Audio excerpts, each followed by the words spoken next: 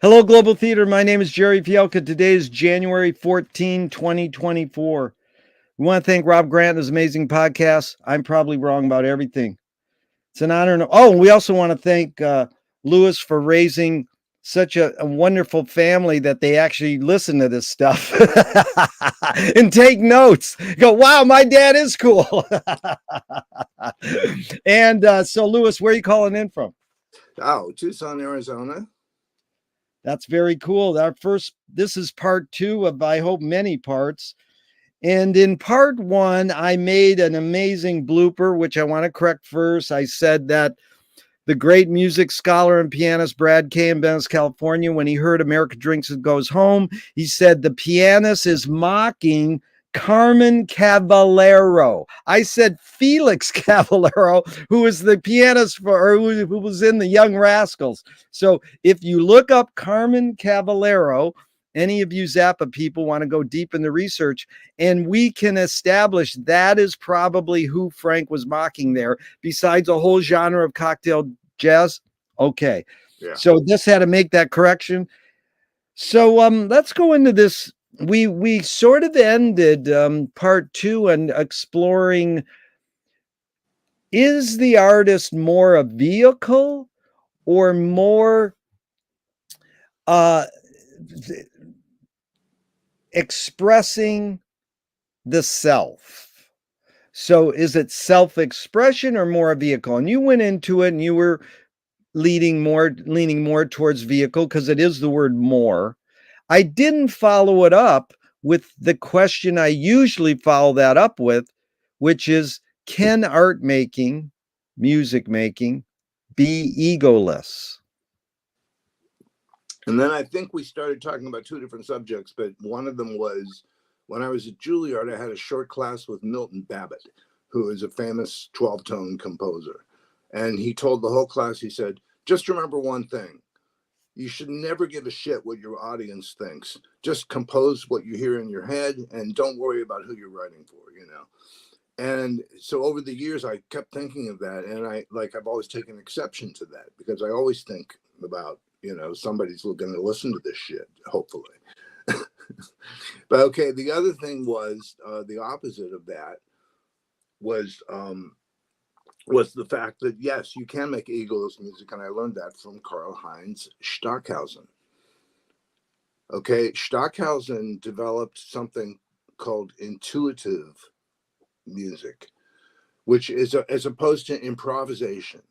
So improvisation can be when you're playing like jazz, for example, and you've really got that ESP connection going, you know, that is just brilliant improvisation. I always call it ESP playing, you know, like Miles Davis. Like, for instance, he's playing with four other people, that quintet with Herbie Hancock and Tony Williams, yeah, and Ron Carter and Wayne Shorter.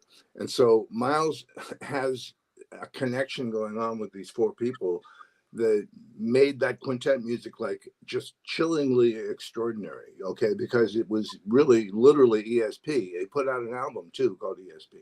So now Stockhausen doesn't do jazz, but he takes that one step further. He takes his primary ideas and like lays them out in a map form, okay, and they're very complex, and usually they're based on something simple, but he makes them very complex to make a form. And so he takes that music and he discusses it sometimes for years with the people that he works with. And eventually they get into a state where they play it, and he calls that intuitive because it is just like ESP. But in this case, we're not talking jazz. We're talking the ability to mutate the sounds and the noises that we make to create music with, like you say, without any ego whatsoever. Oh. It's beautiful, Lewis, because the history of that was great, because 80% of people would go, can art making be egoless? And they go, no, because ego, the word, carries a lot of baggage. It's not just one thing. People think, you mean egotistical? Or, you know, and then finally a woman said, great art is egoless. And then another woman said, great art has to be egoless. So you're reaching this into universality. So like when we listen to the Shags, because Frank said, wow, this is cool. most people go, oh, that's cute, but I can't really take that. And one guy goes, I don't get the shags, but it put Bonnie Raitt and Carla Bley and Elvis Costello. I try to reach this purity in childlike innocence in all my music. But we all are doing what Don Preston told me when I interviewed him with all these questions. He said, don't think. It's like, good luck. How can you not think? Now put that on hold for 1 second, because you said the word map. I love Korzybski, who says it's not the map, it's the territory. Wow, who is that said that? That's Robert Anton Wilson's hero. Or no, yeah, no, Robert Anton Wilson's hero is Alfred Korzybski. You know him. He Are you says it's kidding? not No. it's not the map, it's a territory. Okay, so now I love this thing you taught me about Stockhausen and intuitive music. How does that apply to this word mindfulness? It is a catchphrase that I want to be mindful. Now, if you're going to be mindful playing music, then how can you do what Don Preston said and don't think? Isn't there an irony? Like when I worked for George Carlin, we got a flyer in the mail that sort of sums all this up. It said, I'm trying to get more control over my spontaneity. So how do you not think and be intuitive when you're trying to be mindful? So here's my theory, and I have to bring up the fact that this occurred to me during a really intense LSD trip back in 1971 in Paris, France. So I'm hanging out with my best buddy, and I'm playing pinball, which is like a national sport in Paris. It's like, okay, so I'm playing pinball and I'm starting to get the geometry of the game so that I don't even need to react. Like, I completely understand what's happening. And at that moment, like, this door opened up, which, this doors of perception, the door opened up and I saw what 1 second was. Like, I started dealing with time. I was seeing time all around me, and I saw time as a universal forever ending thing, never starting, never beginning. But I also saw it as very minute. Like, for instance, 1 second, I started seeing 1 second time. And it was amazing because it was all colors, and it was like little spines of color. In that 1 second, I must have seen, like, I would say hundreds of them. Okay. I wouldn't want to quantify it, but I started to see the divisions of time as like these tiny nanoseconds, literally like hundredths of a second in this case. And I started realizing that that's what mindfulness is, because when I set out, you talk about the ego. I mean, first of all, yeah, somebody has to set out to do the thing. I mean, Stockhausen did have an ego because he had to have an ego in order to do this egoless stuff. So there is a contradiction there, an inherent contradiction in it. But the fact is that as I saw in this trip, I saw that, well, time can be divided like that, and every little slice of that is like decision making that may change from your A path to your B path, right? Or just being, thanking whatever deity you believe in that you're alive and on this planet Earth at that particular nanosecond. So beautiful. There's so much you brought up there. Both Joyce and Frank Zappa say all times are happening now, all at once. All at onceness. That's another thing I experienced during that trip too, was exactly that. And you articulated it well. You said time never stops and it never ends. And then you put it into a color, so it's almost synesthesia. Because I was like, where are you seeing this stuff? In your mind's eye, or your eyes are actually hallucinating, or what? But here's the question to carry this discussion on from Chris Marker, the French filmmaker. La Jetée? Well, La Jetée is the master, but the real thing is Sans Soleil. I'm sure it's a Criterion disc. Can you escape time? Mm-hmm. That's the question. Can you escape time? Yep. Can the human? Yeah, I'm asking you. Can the human escape time? Well, let's just let some of your viewers know, if they don't. Chris Marker's La Jetée was the inspiration for the Bruce Willis movie, the Terry Gilliam movie. 12 Monkeys.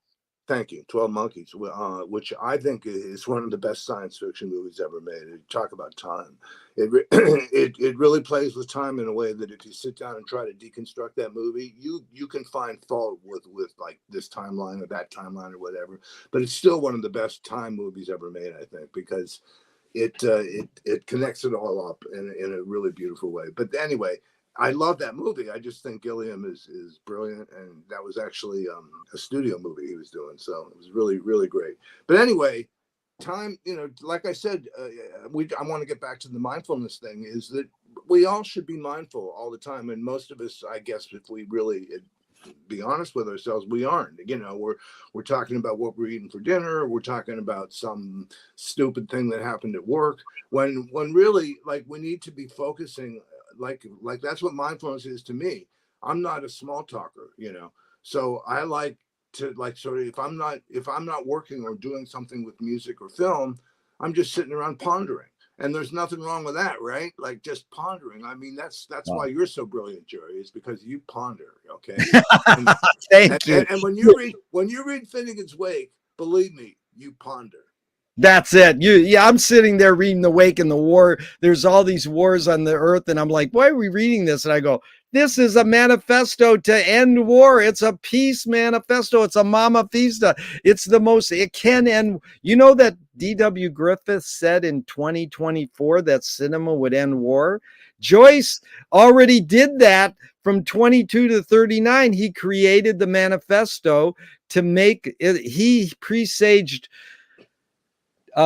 Robin Williams saying we should fight wars with rubber chickens and throw them at each other and say your mama wears army boots. Right. Or Not military. Terry Riley on the back of the cover of Rainbow and Curved Air. Yeah. It's a beautiful poem he wrote about how politicians should be allowed to play harmless theatrical games under colorful circus tents. Oh my, I need that. Circus tents. It's on the back of what album? Rainbow in Curved Air. Terry Riley is so highly advanced. Rainbow in Curved Air. And Terry's still around. I think he's 84, 85. He jams. We've seen him play. He jams like Keith Jarrett. Have you ever seen him? Oh, yeah. He's amazing. Oh yeah, I love Terry Riley. I have everything. But you know what Frank called that music? Looperama music. I know that's Frank's problem.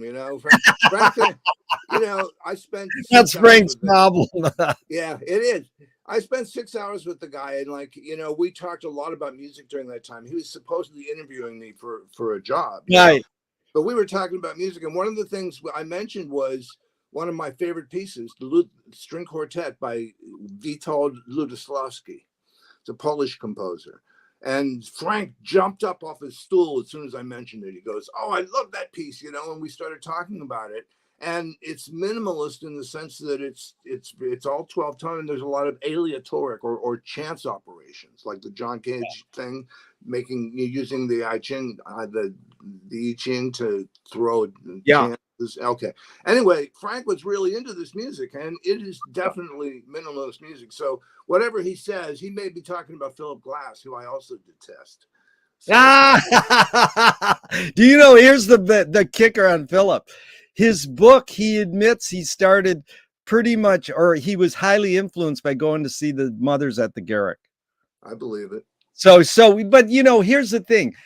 There's a beautiful thing that goes, you create, it's going to be a question down the line, but I'll just tell you now because it fits. You create what you resist. Bob Goldthwait, who was a Zappa nut, he's crazy about Frank, said, you are what you hate. Frank, he reverently, this is Bob Dobbs taught me this line, which is brilliant. Frank reverently satirized what he loved. That's the same as Buñuel. You usually satirize what you love. Joyce, all these guys, they satirize what they truly love. Have you seen the clip of the Keep It Greasy outtake? It's 1 minute of Frank in the studio rehearsing. It's just got on YouTube. They gave it to all the people who contributed to the movie, and someone finally put up on YouTube. It explains the entire Zappa thing. He's saying, he's going slobbering, and he starts laughing. It's a close up of Frank in the studio and the mic. He goes slobbering, and then he cracks up. He cracks himself up. And then the engineer goes, okay, do that again. I didn't get that. And he goes, what? You Hollywood engineers? I laugh once a year and you don't get it? And he goes, oh, I'm sorry. Frank goes, oh my God. He says, well, God probably didn't want it to be in there anyways. Mm-hmm. That's Frank saying, I admit there's a God, but I'm going to write all my songs saying I don't believe in God and make fun of God. Because the part of the story I like is getting mad at the engineer, because Zappa was notorious, you know, for taking every minute of studio time, like we were talking about mindfulness, right? Yeah. I mean, have you heard the outtakes from Hot Rats? I know you told me about him. I don't want to hear him, but I know I should. Blah blah blah. No, that's okay. But I'm just telling you, there's one scene where he apologizes to Ian for yelling. He didn't really yell at him. He said, Ian, you got a chord really wrong there. And Ian goes, oh God. And Frank goes, well, I know I've had you here for 7 hours. So yeah. I mean, and I'm sure he wasn't exaggerating. I'm sure, because you have sessions like that, and you have to be as crisp in hours 6 to 7 as you were in hour 1 to 2, because that's how he puts that shit together. Yeah. No, I went to 12 Zappa rehearsals 12 days in a row in Coppola's studio in Hollywood. And the Clonmeister would, either Arthur or Scott Tunis would run the band for 4 hours, and then Frank would come in, and Frank was more playful and more strict in rehearsals. I says, it was like attending a workshop with Stravinsky, how to conduct. It was amazing, because on the live shows, he's this playful and this strict, but in the rehearsals, he's more playful and more strict. Do you remember what year that was, Jerry? I don't. I mean, it's the year that's. I also was there when Johnny Guitar Watson came in and was a guest in the rehearsal. 81, 82. Maybe it was something like that. I mean, you could find it by doing your Zappateers, because they have the tape of Johnny in the rehearsal.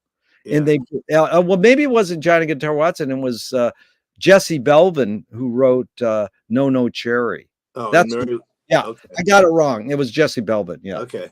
But it all blends in. But one other thing you said that reminds me is you complimented me, which was very kind. You say you're willing to ponder. And there's a great George Carlin line. He says, whatever happened to letting kids stare out the window? Oh, I love it. And I think all aphorisms are created to reword them and take them farther. It's fine. You might have some sort of enlightenment from a maxim or aphorism, but how are you going to take it farther? Like Umberto Eco says, stand on the shoulders of giants and look farther. Yeah. So I reworded it and said, whatever happened to letting kids stare at their cell phone? Because kids need, or now it's adults, everybody needs to stare at their cell phone. Not everybody, but most people, even if there's nothing on it, because that's their window. So it's the act of staring. It's McLuhan's line. He rewords narcissism as narcosis. And I mean, he retells the tale, reinterprets it, because we fell in love with the mirror, not with the image of ourself, and that's biometrics. We invented mirrors. McLuhan said that? Yeah, it's a heavy essay. It's in Understanding Media. Narcissism as narcosis. It's because narcissism is the mirror in the image sentence. I like that. Well, yeah, he says we're falling in love, and it's biometrics. I mean, it's biomimicry. We didn't invent mirrors. We saw our reflection in water and go, oh, we can invent water. Right. But the quote, we fell in love with the mirror rather than the image. That to me reflects the whole cell phone culture. Okay, there is information there to be had, But to Yeah. stick a cell phone on your hand and sort of surgically attach it there. Well, you have ESP yourself, Louis, because I invented an art project many years ago when I said it was subversive art. I said you super glue your cell phone to your hand. Yeah. And it was a joke, but it had the instructions how you do it, and then you don't lose your cell phone. And someone said that's a good idea. They might as well be. Might as well. Okay, this is a perfect lead into everything we invent extends some humanness. So knife and fork extends our teeth. The shutter in a camera or projector extends our eyelid. Maybe religion or philosophy extends consciousness. Two tools you've used in your life. The writing utensil, writing your blog, whether it's a pen or a keyboard, what does the writing utensil extend? What humanness?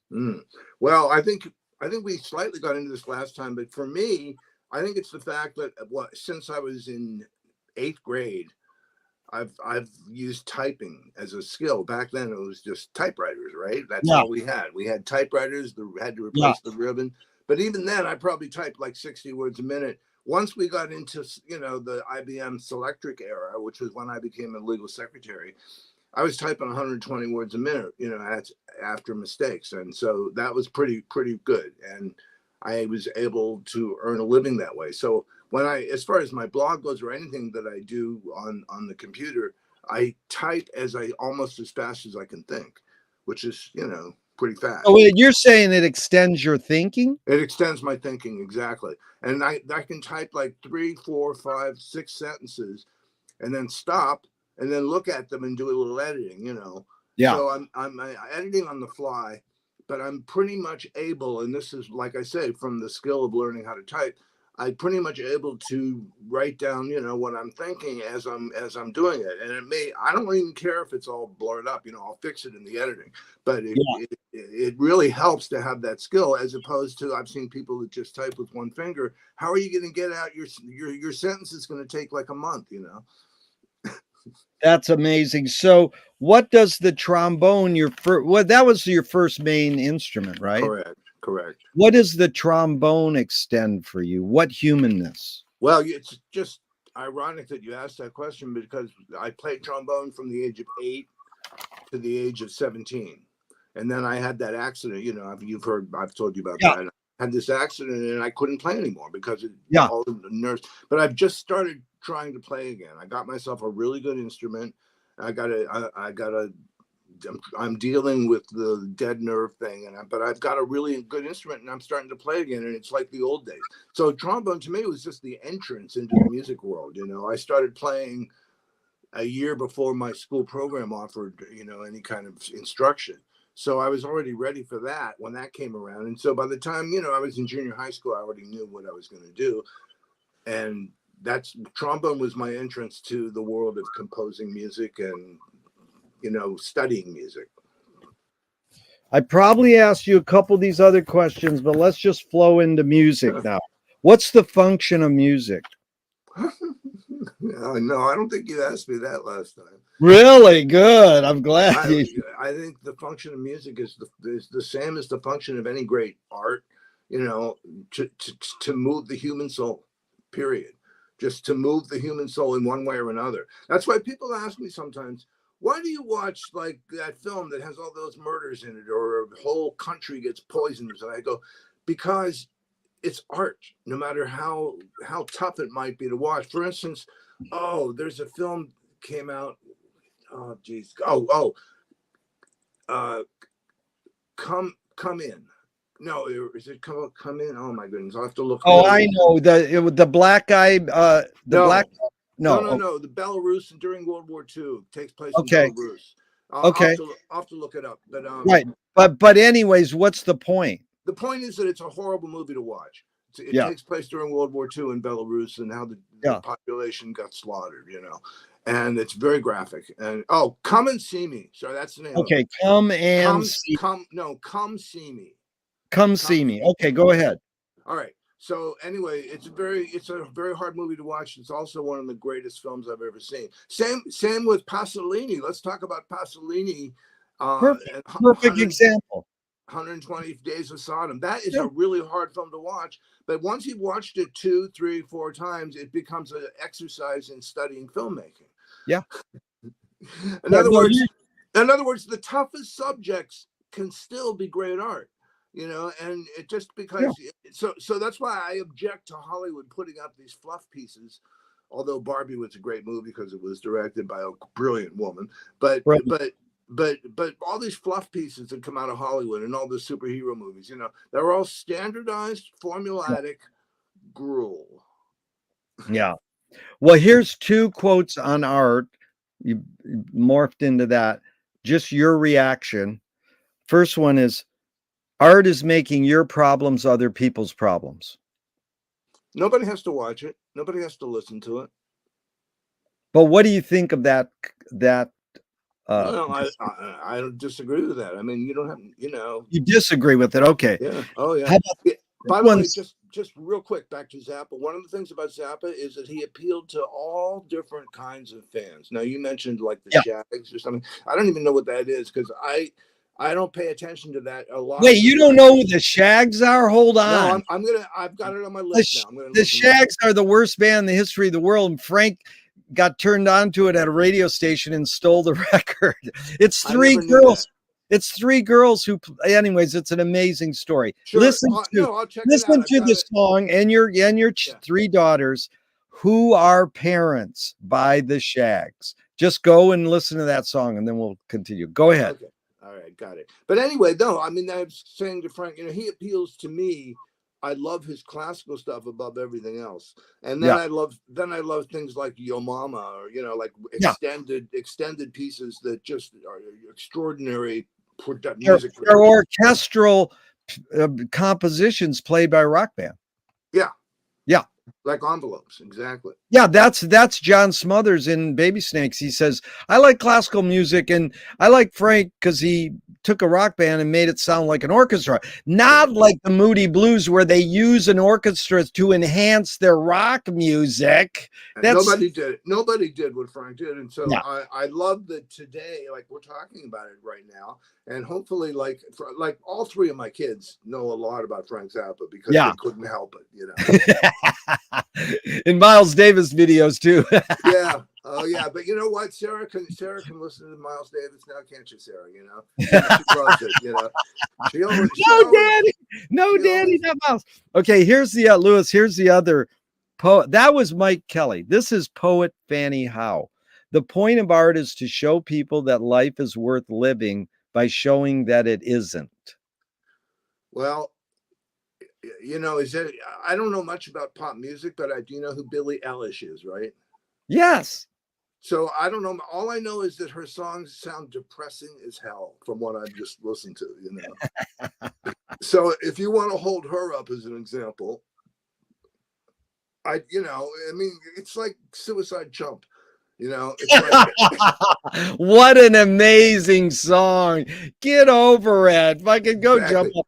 No, not just get over it, but don't advertise like how many times you know what I mean? It's well, I think Frank's saying there, if you're truly in need of help and you're reaching out to me, there you go. And say, but some people can't do that. They can't get in touch with their Jungian shadow and they can't verbalize it. So they're like reaching out, say, I'm going to commit suicide. Well, if you're going to keep saying that, then I'm going to take you to the hospital or you're going to go to a suicide prevention line. But you're that's a very controversial song, but you're right. You just nailed it. And I think the thing that he's really going on about is if you're going to make this into a stunt, okay, go fuck yourself, Yeah. And that's what Frank, I don't like the word in the Zappa doc where so-and-so says he attacked people. Frank didn't attack people. He's a satirist. That's part of satire. He loves them and he's wanting to reach out, but it comes off as being what another person said is sarcastic. It's like, well, cynics, irony, satire, it's making fun and poking to wake your It's to needle the subnabulism. There you go. Like wake up, Finnegan's Wake. So here's music. Copeland, 4 elements: melody, harmony, rhythm, and tone color. Mm-hmm. In lay person's terms, not music academic terms, what is tone color? Texture. Wow. Then how? Because any person that's involved with any part of the arts can understand texture, because even dance, for example, Yeah. Dance has texture to it. You start off, maybe they're positioned very, very still, you know, and 3 minutes into the ballet, they're moving and dancing and throwing each other around. That's texture. That's kinetic texture. Yeah, that's beautiful. The 4 elements, how do you integrate and what do you focus when you're composing a Lewis piece? What's the process, or any thoughts in that 4 elements? Like, is there one you lean more towards? You like to start with this? I know it varies immensely, but just talk about your integration of those 4 elements. So for me, it's everything all at once. It's so I hate to keep repeating Frank's mantra, but that's all right. That's what it is for me. It's everything all at once. Now, I don't write lyrics, okay? So that eliminates like that part of the equation right away. Yeah. So when I have an idea for a piece of music, it could be inspired by anything. Lately, it's been inspired by the Torah, or what you guys know as the Bible. And I've been writing a lot of religious stuff based just on text. Yeah. You know, like my favorite verses from the Torah. I wrote a piece for violin and marimba for Rachel and Jordan. And I'm really proud of that, because what I did was I took the actual text from the like, for instance, there's a text from Exodus where God says, "Thou shalt not take thy neighbor's blanket overnight." After all, what do you expect him to sleep in? It's actually a question in the verse, you know. So it's like, it's compassion for your fellow human being. So what I did was I took those ideas and I tried to translate them into musical, you know, notes, but there's no narration of notes. It's an instrumental. Yeah, it's totally instrumental. So for instance, in that verse, I revert to almost a Mozartian feeling, you know, because for me, Mozart represents everything angelic in life, you know. So, Lewis, beautiful. My friend says the 3 T's of music are technique, theory, and taste. So technique, you've learned how to play it. Theory, you know the structure. How does one acquire taste? I think just through experience, Jerry. Just through experience, you know. That's a really funny question, because I'm always trying to turn people on to composers like Boulez, Stockhausen, and Barrio. And people say, "How can you listen to that? It's horrible," you know? And it's funny, because my only answer is I've been listening to it since I was 8 years old. Yeah. Okay. So I grew up with that. And my father, God bless him, he used to come in and he used to say, "Lewis, what on earth are you playing on the record player there?" Because you know, something really wild. and I'd say, "Dad, this is Stockhausen. This is a piece for 10. And my father, bless him, he would say, "Play that again. I want to hear that again." And, wow. You know, he had an open mind about it. And he used to listen to this stuff and go, I could see how you think that that's really musical. Of course, he didn't really like it, but he was being a really great dad. You know? So I play this for like my kids, 2 of whom are musicians, you know, and they go, "Oh, Dad, not really. No, thanks," you know. And I'm like, "Well, that's cool. That's cool, because you grew up with Ludacris or whatever, you know." Ludacris, he's good. Ludacris. Yeah, well, you know, they did. I know, that's good. It's in it, but it is always, the answer is always exposure.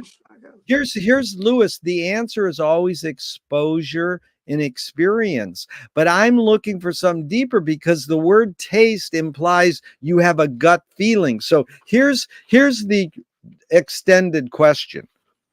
McLuhan said song is slowed down speech.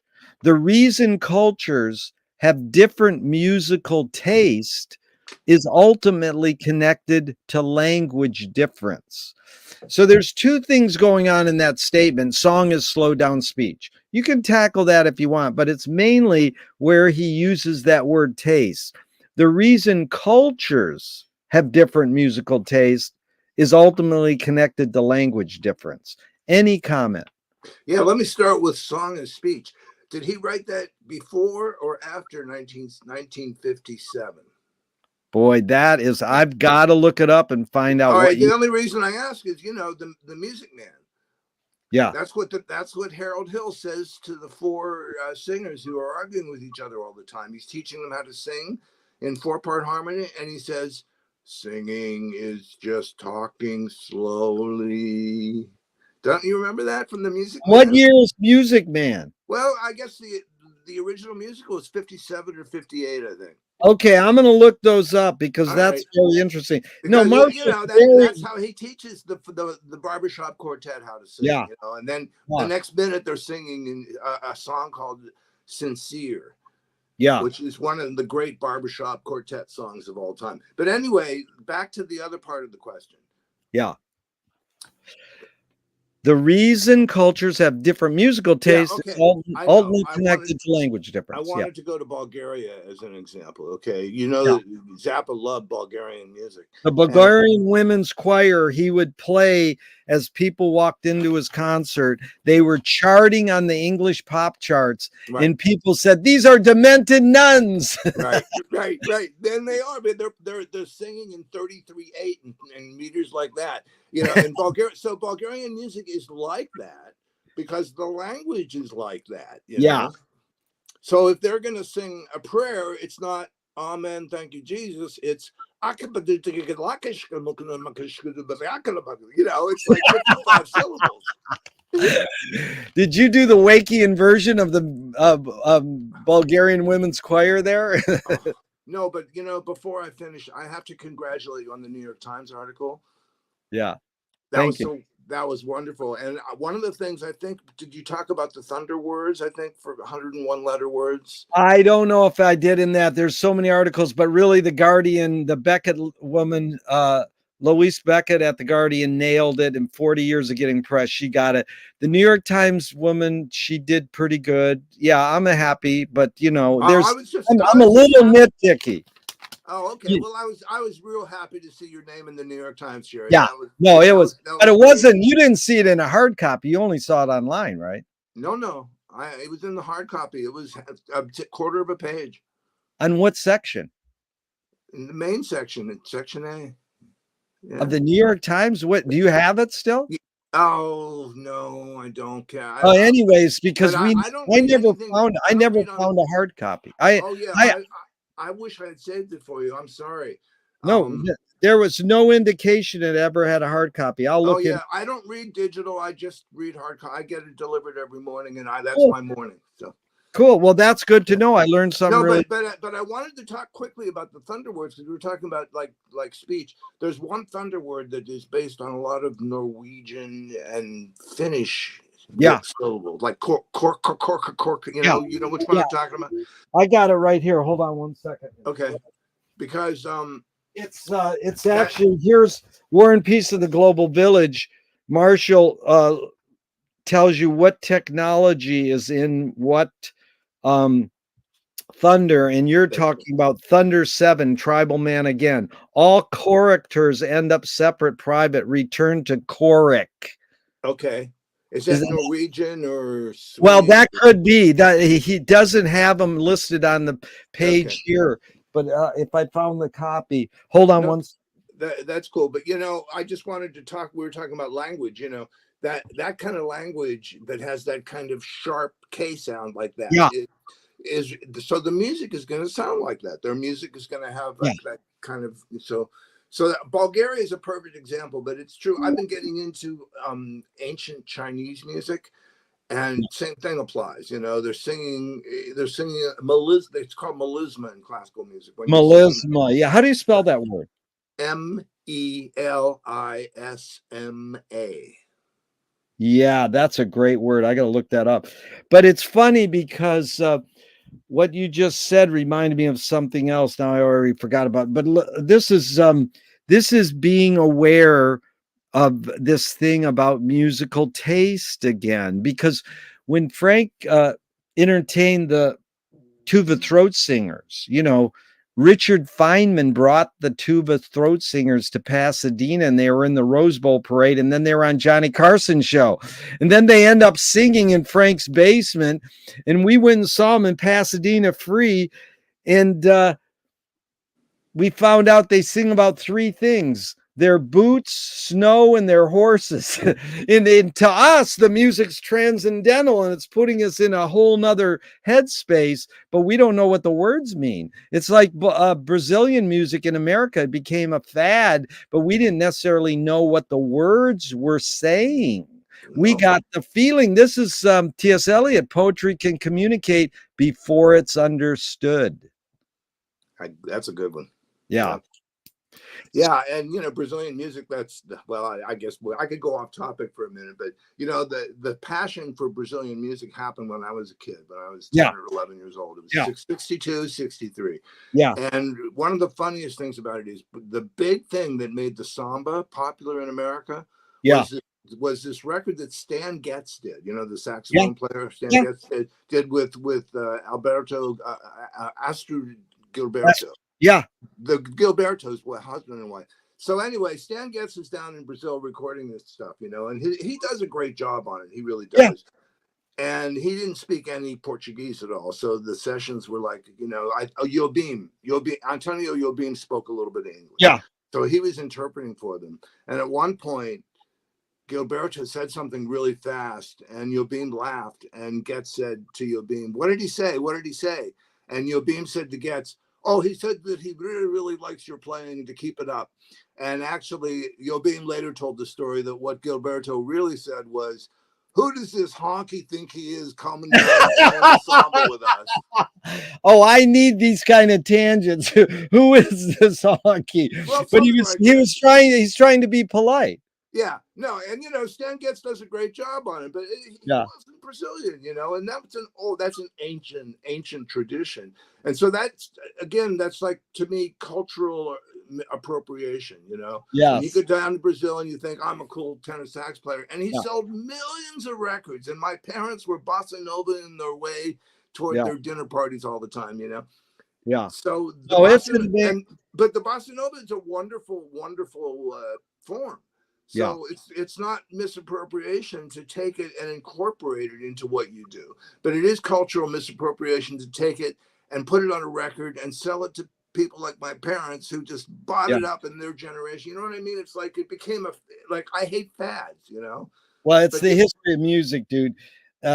Kids can grow up thinking Debo wrote "I Can't Get No Satisfaction" because they saw it on Saturday Night Live. So what? The Stones suck anyways. Fucking used auto tuning on their last album. I know they were good and early, but Charlie Hayden nailed it. I said, in the middle of an Ornette Coleman song, you play an old song. What is that?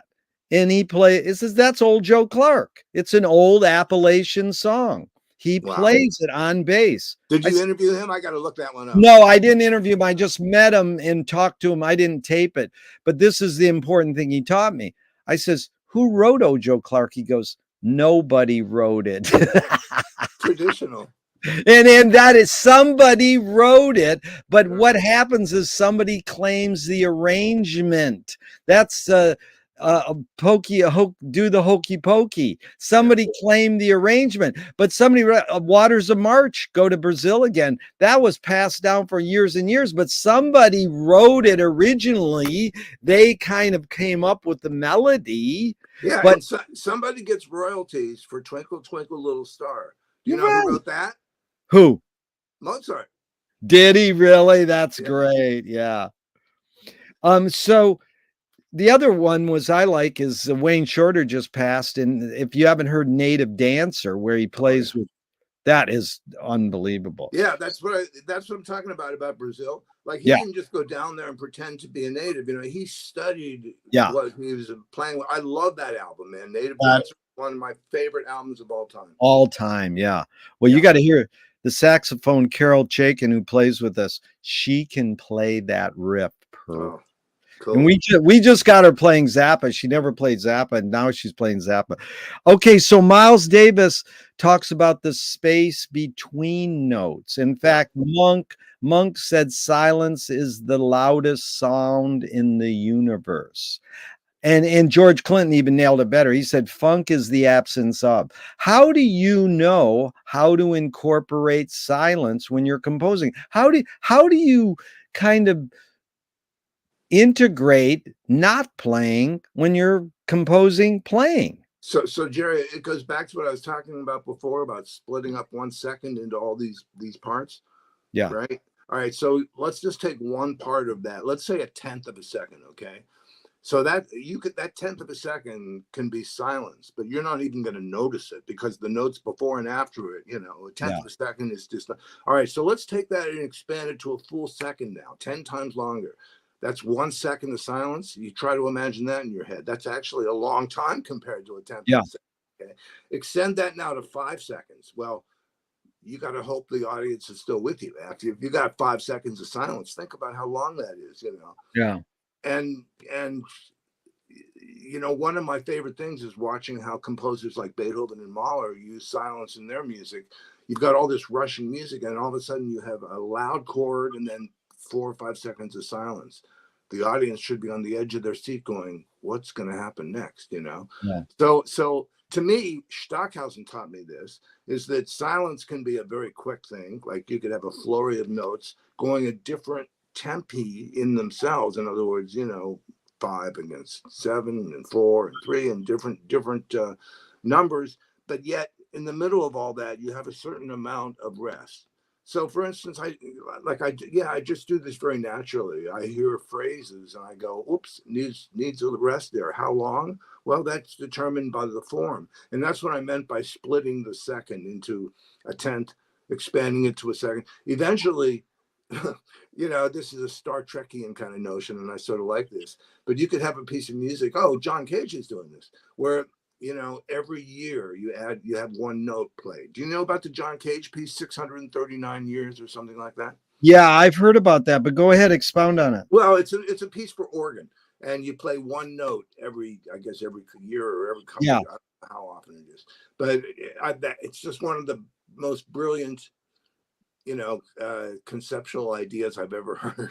The piece is going to last 639 years or something like that. That's wonderful. So because Star Trek does stuff like that, they have like some poet came on board and he said, well, I just write one word every 700 years, That's a poet on Star Trek. One word. One word every what? Well, it was a Next Generation episode, and I think Data was talking about this poet from some weird planet, and he wrote like 1 year, one word every 1,000 years or something like that. And of course only Data would be able to read the finished poem if he lasts that long, which he didn't. I don't know about you, but I'm a Star Trek nut. I watched them all so many times. I don't need to watch them anymore. It's like you know what I mean? They're in my head. Well, Lewis, do you know Ryan Johnson is a total Finnegan's Wake freak? Oh, that's wonderful.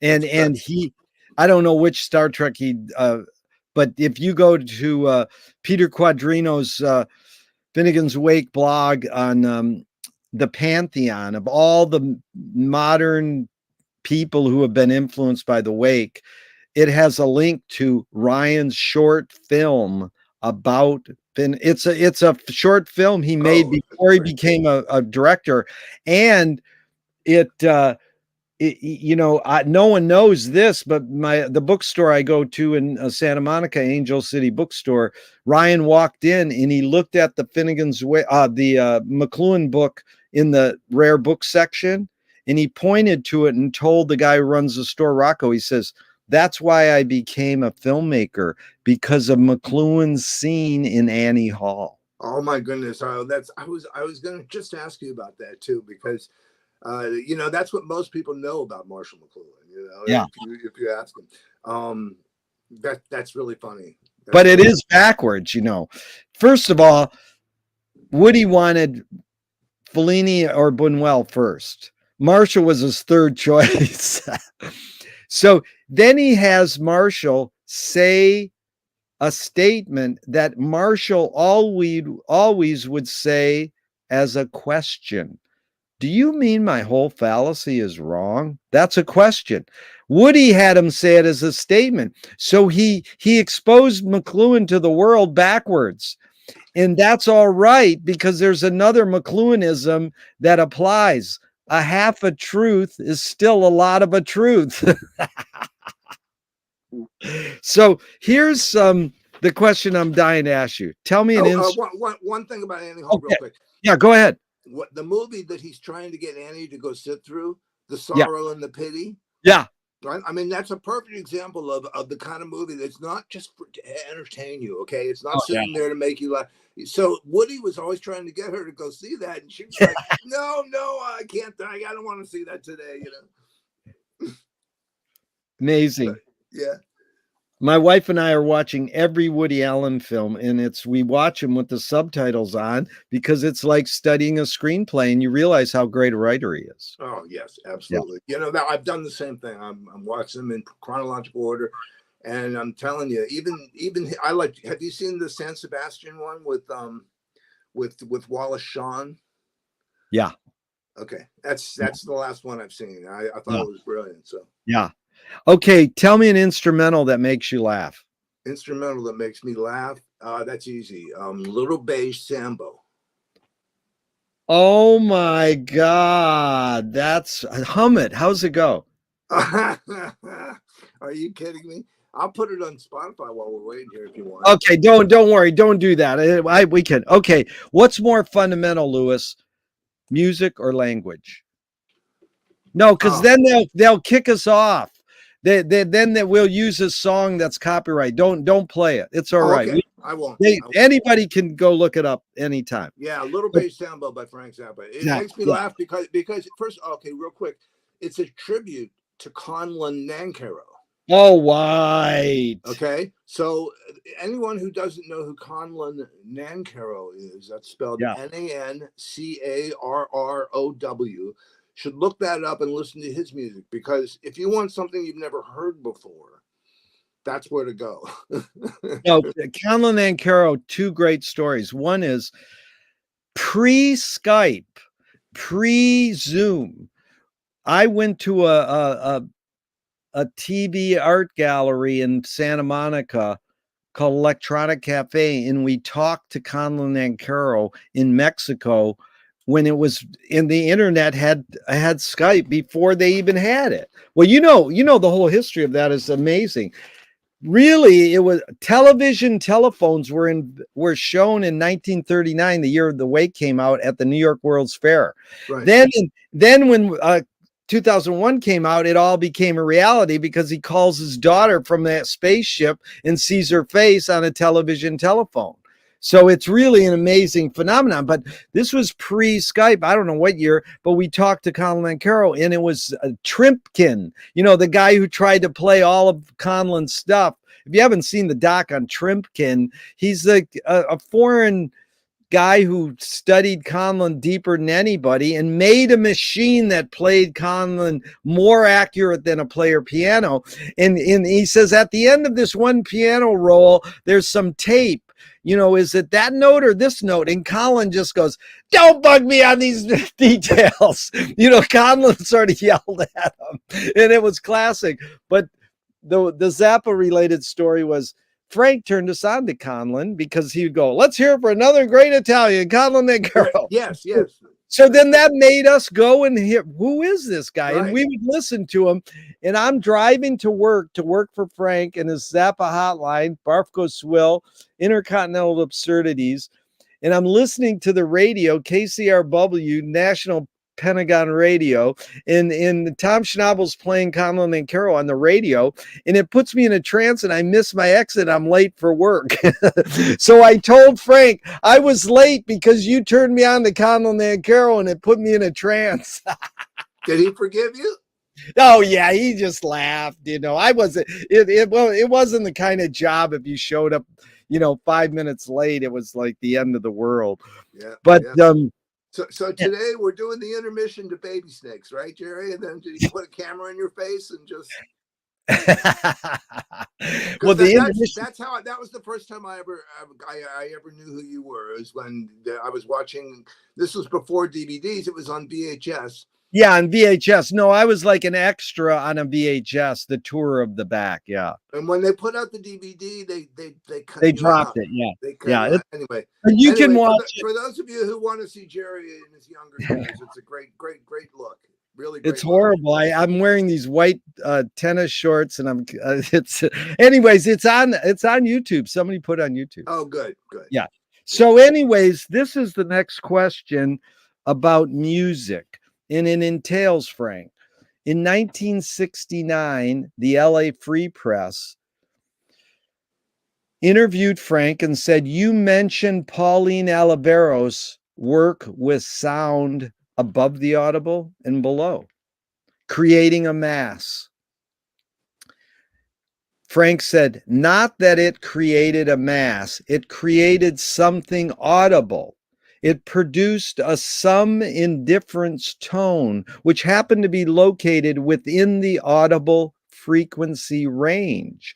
By combining something so high you couldn't hear it and something so low you couldn't hear it, it yields something in the middle you could hear." Now, whether you like that or not, what you heard in the middle is another question. The concept is brilliant. Yeah. Can Well, you suss that out? What is Frank saying? Because one music person said, no, Frank got that wrong. Is he talking about a sum and difference tone? yes. Yeah, go ahead. Okay, so let me just tell you about the trombone. This is a very interesting thing I was just showing to a friend of mine. If you play a note on the trombone, let's say a low B flat, that they're called fundamentals. Okay, so the harmonic series is based on certain intervals. From the B flat, you go up to an F, then another. I'm not going to go through the whole, get technical about it. Yeah. But the point is that if you play this low B flat on the trombone, and then with all your might, you hum a high D, exactly a tenth above it, you will produce a note that no one is playing or singing. There's a middle note there, the F will be produced, and you will have a full major chord. Okay. Wow. So this is just, yeah. And Barrio uses this in his trombone piece called the Sequenza brilliantly, because it's a wonderful feature of the harmonic series. So that's what Pauline was doing. She was But playing. what is that called? Is it called anything that it's a ghost note. It's like that's a ghost note. Yeah, wow. It's a note that shouldn't be there, but it's there because the harmonic series will produce these vibrations. See, if you listen to Civilization Phase 3, you'll learn all about this. The universe is just based on one note, okay? And everything is a vibration of that note. Now, as silly as that sounds, I totally believe that, okay? Because the scientists now are seeing these pictures of the beginning of the universe, and it's like, what else could it be but one huge, massive note? And the vibrations are what happens after the explosion, right? Creates stars and galaxies and planets, and they're constantly evolving, right? I mean, eventually our sun's going to die out. That we're going to, it'll become a dead star, a supernova, et cetera, et cetera. There'll be a new planet formed. 50 billion years from now, there'll be these little creatures with 5 ears that are going to invent some kind of new music. I mean, you know what I'm saying? The universe. I like that 5 years. Yeah, I love our first interview. I would love to have some more ears. That'd be great. Yeah, no, Lewis, I love our first interview because you go, I'm an ear person, and then you watch every Criterion movie ever. Like, you're an ear and an eye person. Oh yeah. But it is an amazing phenomenon because Joyce turned the eye experience of a book into the ear experience, because you have to look at the text and hear it aloud. And then Ray Charles, backup singer, when Ray died, she said, Ray turned our ears into our eyes. Yeah. That was amazing. So here's archive. The word 1400s etymologically, keep safe, free from harm. 1600s archive, the noun, records preserved as evidence. So the basic question is two. I'm going to set it up with a long rant, but the basic question you can start thinking about is archiving more innate or more invented? And what plans do you have with your archive? So here's the thing. The word archive comes from Greek town hall, public meeting, to be the first. And we all know archiving is important. Frank was an astute archivist, but he was doing it to use his material when he was alive. He didn't know that Universal would end up owning Frank Zappa. 5 blocks or 2 miles from my house in Santa Monica in an office, a guy owns Frank Zappa. That's basically it. Universal owns Frank now. And so he told Gail, get out of the business, sell everything. So he knew that his commodity, what he created, was he really lying to us when he said, I don't care what they think of me after, but why are you keeping all these archives? So I can use them now, which is Eastern philosophy, right, Lewis? Be here now, live in the moment. Wyndham Lewis, artists live in the moment and write a detailed history of the future. Frank was living in the moment. He lived in the present. That's right. And he said he always said he didn't give a crap about what people thought about him after he died. He wanted Gail to get out of the business, take the money and run. Yeah. And yet here we are still talking about Frank 40 years later. Right. And I would venture to say that anybody that's listening to this that knows about your relationship with Zappa and how we talk about him a lot, it's 40 years. It might have been yesterday because I listen to his music virtually every day. Yeah. And I think about it more than I even listen to it. That's the important thing. So when you think about it, Lewis, there's nothing there. There's nothing that you've stored. So, this is a phenomenon. If we're supposed to live here now, then why do we have to save stuff? The Egyptians put stuff in their coffin. What for? So we know that archives are important, but is this need or want to archive more innate or more invented? So I got it in front of me here, by the way. Archive from the French, from the Latin archivum, or from the Greek archeon, it's government house, or from the word arche, which is rule, government. Yeah. So what we're talking about here is civilization, I guess, which is really ironic because Frank's last album, Civilization Phase 3. I think what it is that governments archive things because they want King Tut wanted everyone to know that his favorite whatever was whatever. People that in power have the ability to archive things. So that's why we have all this stuff, these papers from centuries and centuries and centuries ago. Oh, what I like is what's the word? Palimpsest. When you have like a document that gets stuck to another document, and then you have a front and a back. Palimpsest. I forget what it's called. But there was in Cairo, Egypt, there was this whole attic where they found all these ancient Jewish texts from 3,000 years ago. Now that that's incredible. Somebody kept all that stuff in some attic in Cairo somewhere, and they discovered it. It's called the Geniza Papers. And I love stuff like that. They archive stuff. As far as I'm concerned, the only thing I want to archive is the blogs that I've written for my grandchildren. But what if they turn the internet off? What are you going to do? Exactly. That's it.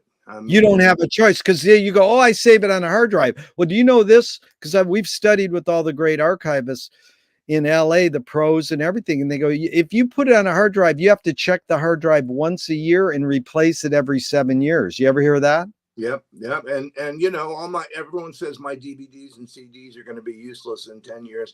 But you know what? So far, I haven't seen any evidence of that. And you can see behind me, I have. And they haven't. Yeah. Well, they said that about audio cassette. And I have my audio cassette that's 60 years old, but I digitized it so I can hear it. But it is in an archive. I got University of Santa Barbara holds all my archives. So I think I interviewed you once on audio cassette, and I have that somewhere in this archive. But the point is that the futurists said destroy all libraries and museums, and I'm like, hey, I go to the library every day. And I took Frank's advice. If you want to learn, go to the library, and I do that. But I do like the fact that the futurists said that destroy all libraries and museums. So is this need to collect, archive, more innate or more invented in humans? Yes. So let me just, again, you don't mind if I go off into tangents, right? I want tangents, So please. here's a really cool tangent.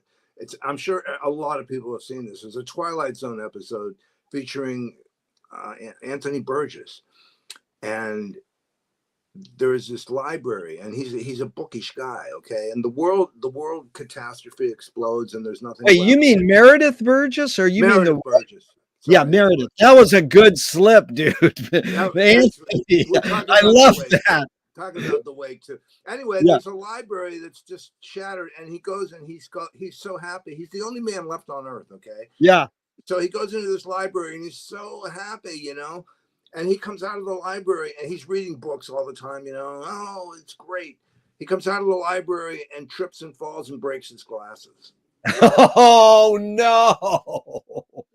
And so he's got the rest of his life right in front of this library, and he can't read anymore because he needed his glasses to read. It's a wonderful Twilight Zone episode, and it reminds me of what archives are. You know, they're storage facilities for people who are going to take advantage of them. So you need the humanity to be involved in what's in the archive, which is why it's so great that people spend their lives studying a particular Greek manuscript from 3012 BC or something. You know what I'm saying? Like, people spend their lives like working on this stuff. Yeah. Which means that there must be something innate about it. Isn't that your original question, whether it's innate or is it innate for humans to archive, or did we invent that? No, I mean both. I think that some, you know, both. Yeah, well, I mean, some hunter, you know, 10,000 years ago said, I'm going to leave this, whatever it was, little trinkets, you know, that was supposed to mean something. So in those, you know, and then gradually, as we got systems of writing and things like that, I mean, you know, we've got books and books of dynasty records from like the Chinese, or even look at the Bible. You know, the Bible has chapters and chapters excuse me, of genealogies. Let me take some water here. Yeah, while you're taking your water, I got to shoot in this. This is Mallarmé. Everything will end in the book. Like, books are the ultimate. Everything ends in the book. And then Lewis, the glasses breaking is amazing, because often I would see Tommy Mars at the 99-cent store in Venice, and he wrote a jingle for them that they never took, but it fed all the homeless, and they closed down, and it's the saddest thing. It just closed. And I would buy these glasses, reading glasses, for 99 cents. It cost $8, $10, $12 anywhere else. And as they were closing, I'd go in there and buy like 8. Well, I didn't buy 80, but I bought about 10 pairs. I hope it stores up, because once these break, it's an amazing buy. 99 cents. Like, that's what Burgess and Meredith needed. He needed a 99-cent store in Rod Serling's TV show. No. Excuse me for a minute. Let me get my breath back. No, I guess he had severe myopia. Yeah.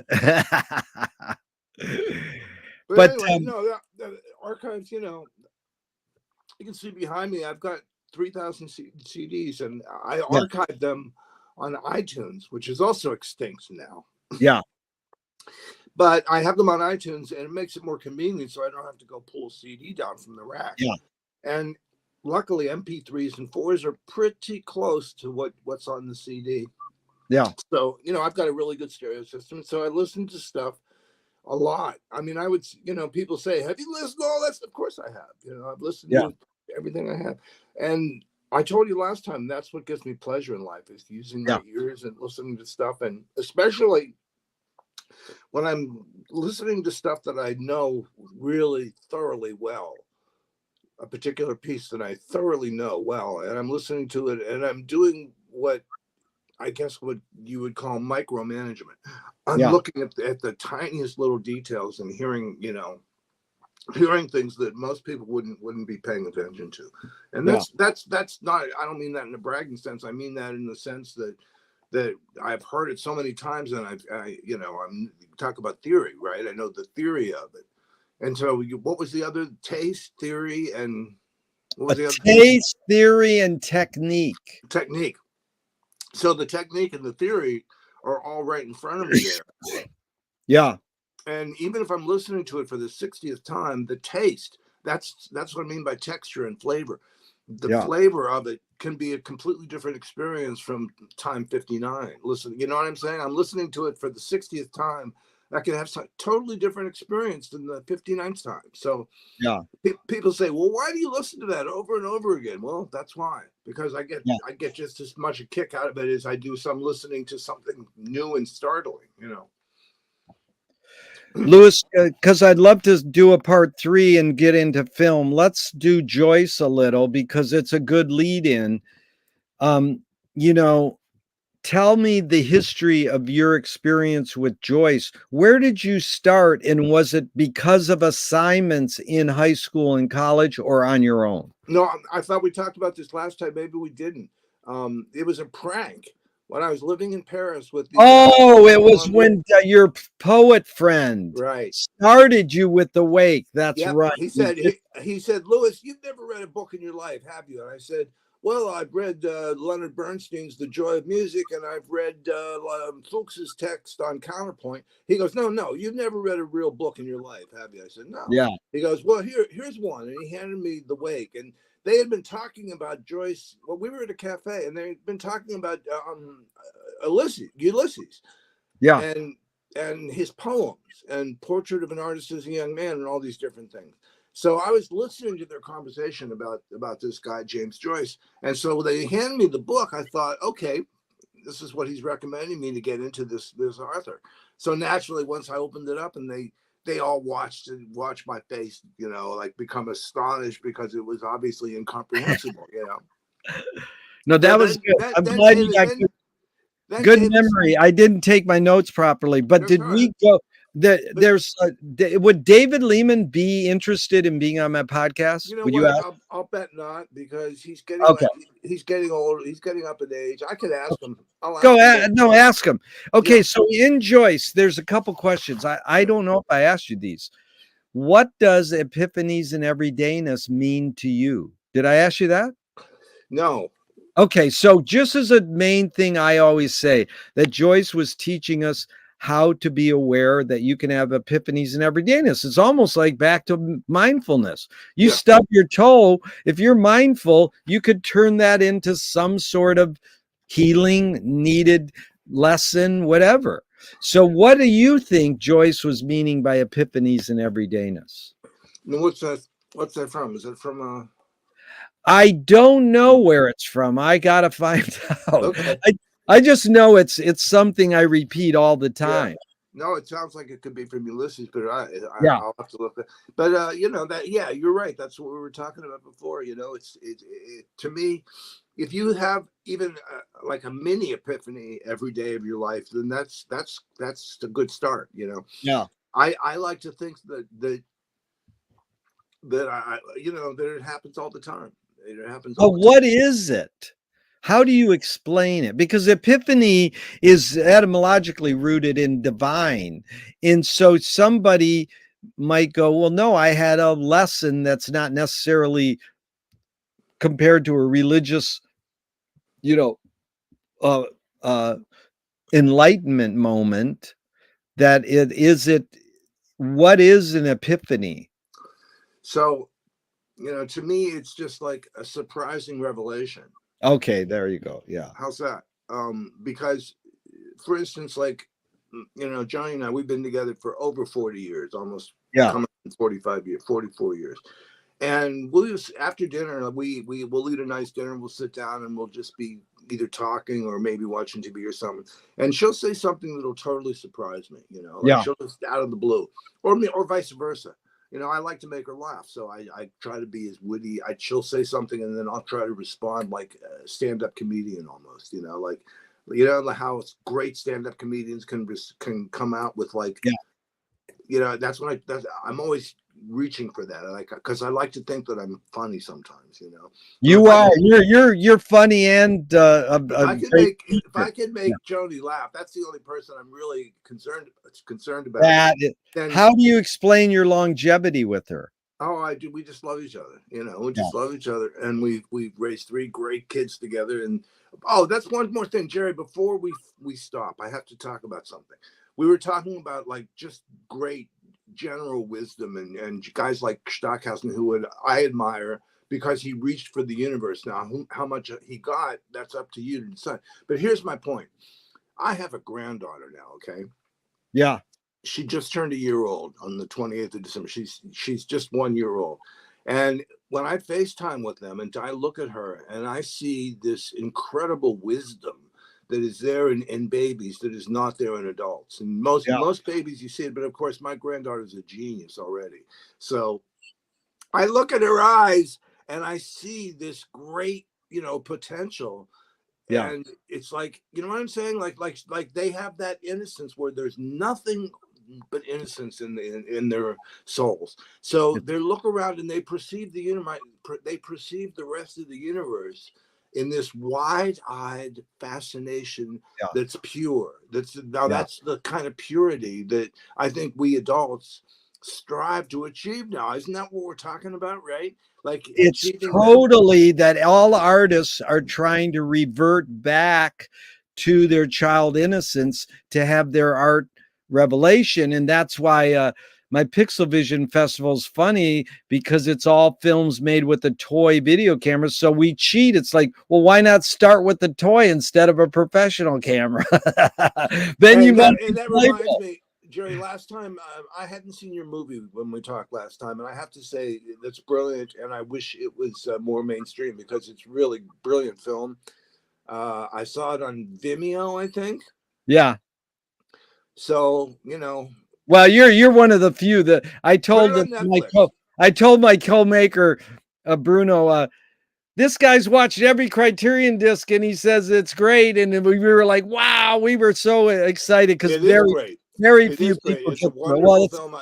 And yeah. I've watched it once and I watched parts of it again because I got such a kick out of it. Well, that's nice of you. It's called The Brother Side of the Wake, and it's on YouTube free. And my favorite film person who I wish we could sit and talk films with, Jules Minton. He said he was the head writer for Jeopardy for 10 years. He says, it's the greatest film I never want to watch again. Yeah, no, I said, once is enough, that's the but perfect cut line. Once is great, and you know, I wish you had asked me like who I would want to be a chair for. You know. Yeah. Oh, okay. Well, if you wanted someone to sit in you, who would it be? No. So, Yeah. That. right. So can it be can she be nude? Oh, of course. Yeah, you can set up the scenario, anything. Okay, so I'm not allowed to go beyond that because I'm married. No, there's a question I never asked. If you could sin with anyone and get away with it, who would it be? Same answer. Yep. Same answer. But Yeah. it's funny you brought up because this is Portrait of an Artist. This is Joyce. I will try to express myself in some mode of life or art as freely as I can and as wholly as I can, using for my defense the only arms I allow myself to use: silence, exile, and cunning. What do those three words mean to you? Silence, exile, and cunning. What do you think Joyce was meaning? Well, I think an exile, right? He just wanted to get out of Ireland, right? Yeah. He wanted to get out of Dodge. What's I'm sorry, what exile and Silence, exile, and cunning. That's really brilliant. The silence, boy, that's just so interesting. You know, And because he would say that because he's sort of a sensory overload dude. yeah, and there's the only silence is when, you know, like at the end of the chapter, at the end of the Shem chapter, he goes quack quack quack quack quack quack quack quack. I forget the word before that. It's the sentence before that is oh, it's very heavy. It's like a 4-word sentence and then quack quack quack quack quack quack. That's brilliant. I always And I always used to listen to Cyril Cusack, who did yeah, you brought poetry. that up, Sir Oh, Kosak. love it. So how about cunning? What is that? Oh, I think that refers to, in Joyce's case, to his ability to take any word in the English language, which was the language he was writing in, and to dissolve the word not only back to its roots, but its meaning through the centuries and such and isn't every river in the world named in the ALP chapter? I know he names like 1,500 rivers in the wake. Yeah, that's Yeah, true. stuff like that. I mean, that's coming. That's clever. And I like the 101 Thunder words. Those are clever. That's why I was Yeah. asking that before. Like I think they all have different. By the way, I mean I would love to join one of your Joyce groups if that's possible Oh, someday. you can join them all. There's four. There's 50 over 50 worldwide, so you can find one that's for your timing. But I'll send you the details for the Well, four. send me the ones that you'll be on. I would like to, lurk. Yeah. I'd like to lurk there because I love the Wake and I've read it for years and years and years, but I would not consider myself an expert like some of you guys. Yeah, no, I'm not so much an expert. I'm learning, but there are a lot of people that have fun with this. So then the other Joyce line, well, the one line I had to tell you was what McLuhan said. Joyce used the pun as a way of seeing the paradoxical exuberance of being through language. Bro, who said that? McLuhan. Oh man, that's brilliant. That's Yeah. brilliant. And so Because go ahead. I laugh at even puns I don't understand, but I can tell are puns. Yeah. Like the Wake is just filled with puns and Shem was a sham and a low sham at that, and Yeah. the foodstuffs, like just the expressions. I mean, It's amazing. yeah, How about let us and it's also music. It's like the it's foodstuffs that yeah. comes out of the blue after Shem is a sham and a low sham and all Yeah. that stuff, and it's like poetry. It's just prose poetry. It is. And I love let us pry. Yes, exactly. Just get rid of the A. Let us Exactly. pry. Okay, here's another one, Yeah. Louis. Thank you. This is portrait. Oh, welcome, oh life. I go to encounter for the millionth time the reality of experience and forge it in the smithy of my soul, the uncreated conscious of my race. So I mean, smithy of my soul, the uncreated conscious of my race. What's that Oh, about, you I think? thought you said rice. I'm like, Yeah, oh, okay, race, yeah. race. The uncreated conscious of my race. Yeah. What is yeah. Yeah, those are our darker corners, I guess, huh? I don't know. Is that like Jungian shadow? Well, who, Joyce has been accused of being a lot of things, and some of them obviously not true. But you know what I mean. Like when he was going through all the obscenity trials, I guess he wasn't alive anymore. But all those obscenity trials for getting Ulysses into the country, right? Yeah. There were people probably thought, who is this pervert trying to publish a book with all this stuff in it? I mean, think about that. Ulysses, we're talking about stuff they teach in college today, in high schools, Yeah. maybe. If they're Well, I've lucky. got a copy of Ulysses on my shelf. I bought it at a garage sale in Venice, and it's a bootleg because it couldn't be published properly or legally in America, so they made these bootlegs, and it has penis enlargement ads in the back. Oh, cool. It's Excellent. like this is like and it's like a subversive underground porno thing you buy. It's Oh, weird. Jerry, I know I forgot to tell you this, I think maybe, or maybe I did. But actually before this Paris thing with getting a copy of Fitting Its Way, I actually heard the last pages of Ulysses before I had ever read any James Joyce, and that was on the Firesign Theater album. Oh So my God, isn't that great? those are the last two pages of Ulysses, Molly Bloom's soliloquy, and it's at the end of uh, not the Pliers one, the one before that. How can you be in two places at once when you're not anywhere at all? Yeah. Anyway, it's a brilliant thing. So this woman was visiting us. She's like 20 years younger. And Joni and I were talking about how we grew up listening to the Fireside Theater. She goes, "Who?" Right. And it just made me feel so old and a generation removed from even 20 years. Like to us, the Fireside Theater were just the hippest thing that you could possibly listen to. And I was on Phil's show about a year ago on KPFK, and Phil just lost his wife, he adored, and he's hanging in there. And he's a marvelous man, Phil Proctor. I mean, he's still going. Yeah. And if you're not, they were all really smart geniuses. They're all four of them. And if you don't go to Proctor Planet Proctor and get on his email list, he sends you jokes every couple months, and they're really good jokes. yeah, he's a very funny man, and I adored them. And to this day, so this woman, 20 years younger, just 20 years, she goes, "No, I never heard of them. What do they do?" And I was describing it to her, and she goes, "Sounds boring, or whatever, people can, I don't know." Anyway, that was my introduction to James Joyce, and I didn't even know it. And I thought, yeah. And when I read Ulysses and I got to that, I was like, "Oh my goodness, I know this stuff." Yeah. That's funny because, I mean, it goes on and on. Some of the first Joyce I heard was on a Jefferson Airplane. The Moo Cow is on Jefferson Airplane. And I'm not a Pink Floyd fan, but Syd Barrett wrote a song out of Joyce and Finnegan's Wake. And I remember reading that. I have a big book on Syd Barrett because they quoted me in it. So, yes. Yeah. And so do you want to go another 10, 15, or 20 minutes? It's up to you, Jerry. I'm fine. I got nothing else to do. Let's do film in part 3, but let's do a couple of these other ones that we can knock off here like nobody's business. But what was the motive of the cave artist? Your hunch or guess? Oh, wow. That's motive. Yeah. You know what? It was probably some dude who killed the biggest buffalo around, right? And he went back and drew a buffalo in his cage because he was the badass buffalo killer. How's that?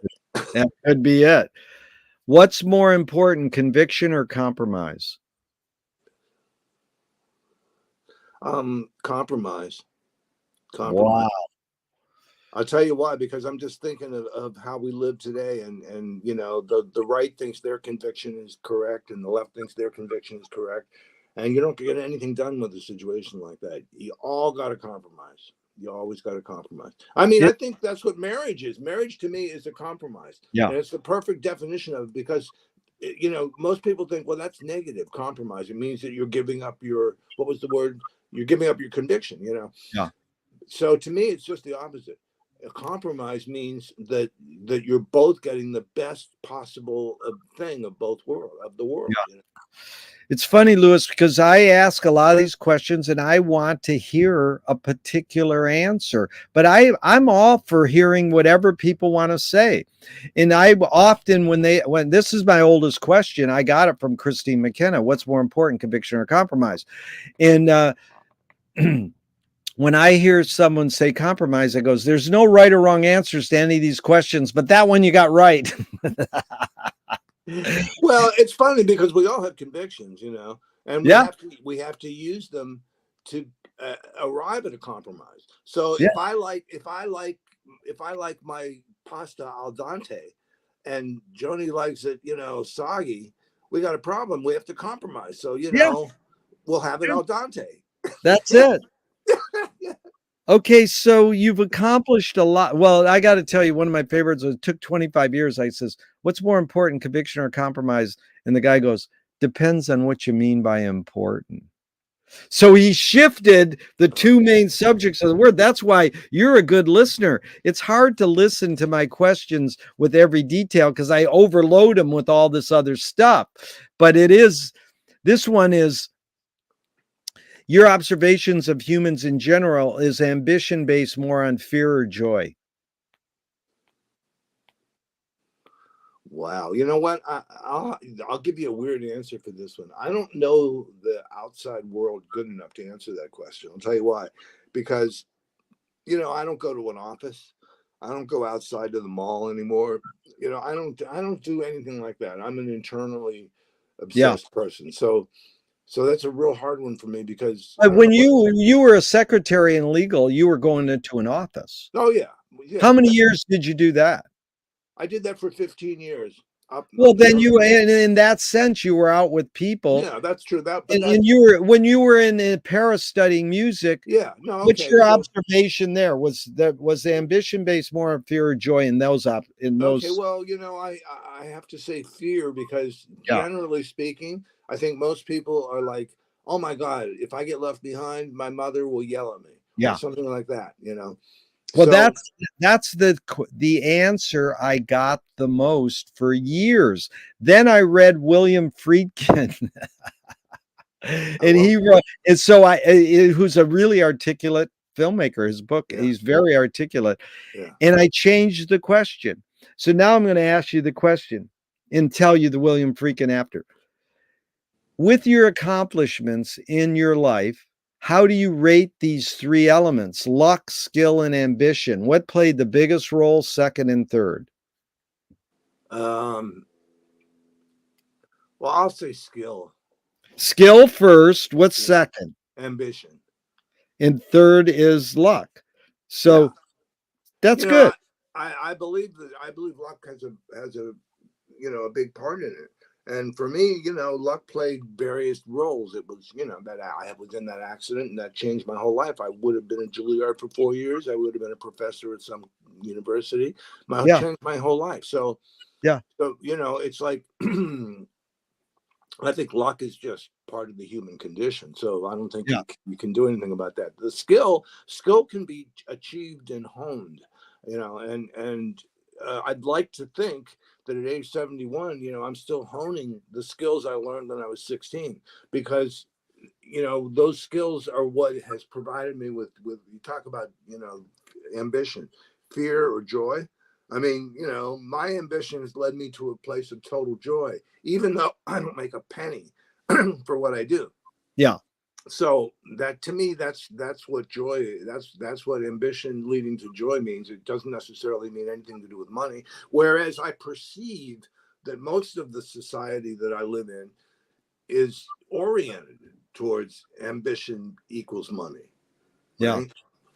Well, it's funny because I feel people are less inclined to say skill first because it sounds sort of they're not being humble. It's like, no, if your skill is what caused you to be have accomplishments, that's fine.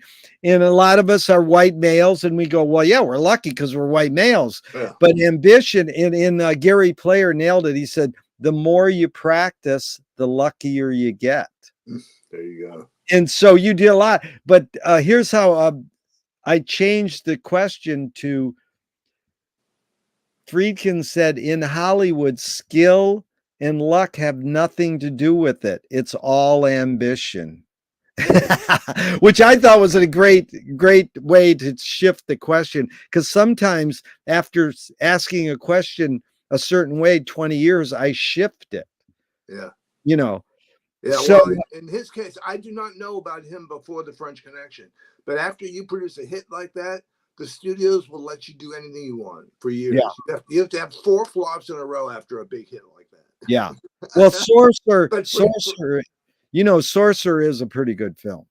okay, what year is that from? I know it's after French Connection, but Oh, it okay. was chalked off as being All right. I it's a don't know. remake. I don't know his filmography that well. Yeah, it's a remake. You would like the original. Wages of Fear, I think, is Okay. it's a Oh, remake. Wages of Fear. I know the original Wages of Fear is fantastic. That's what I think it's a remake of that. Okay. I could Great be wrong. film. Great film Okay, about running TNT over the mountains and stuff. that's it. That's what it is. It's a remake. Okay. Okay, so a poet said that poetry is outing your inner dialogue. What language is your inner dialogue in?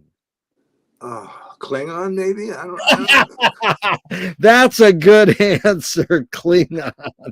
Oh, that's a good question. That's a good question. I mean, it's funny because now, let me talk about my granddaughter again, who's a genius, by the way. Please, what's her name? Her name is Sage. Oh, what a great name. Yeah. And she has a T-shirt that says, "I'm Sage doing sage things." Oh my God, that is beautiful. Anyway, she's a genius. Well, where was I going with this? I would, Something about inner dialogue yeah, and yeah. Like I just see it. Like I said, she doesn't talk yet, but I see it in her eyes. This whole inner dialogue, and that's what I'm sure that it develops. I mean, none of us really remember when we were 1 year old. Anyone that claims they do is really not telling you the truth, because your memories are not able to form. So as a 1 year old, I'm thinking to myself, she's never going to remember these years, yeah, But when I look at her, I can see it doesn't matter whether you remember it or not. Her personality, everything's developing now, and it's like all open. The future is completely open. And it's like that thing about option A and B, every second of your life you have a choice to make. yeah. And most of us have no idea what choice we make, A or B, whether it's going to lead us down such and such a path or such and such a path. So when you say like, what's more important, luck or what? Conviction or compromise, yeah. Yeah. I mean, that's well, no, the other one, luck and Luck, skill, and ambition. yeah. Yeah. Yeah, I think we're talking about stuff you can't quantify. Like, for instance, you could say, "Boy, I wish I was lucky enough that I won the lottery and I wouldn't have to worry about my rent," or I wish I had the skill to be Paul McCartney and be a songwriter like Paul McCartney so I could make $1 billion. I mean, you know what I'm saying? It's like you're given what you're given, and you go where you go, and you make choices, and sometimes the choices are not evident, but they're choices nonetheless.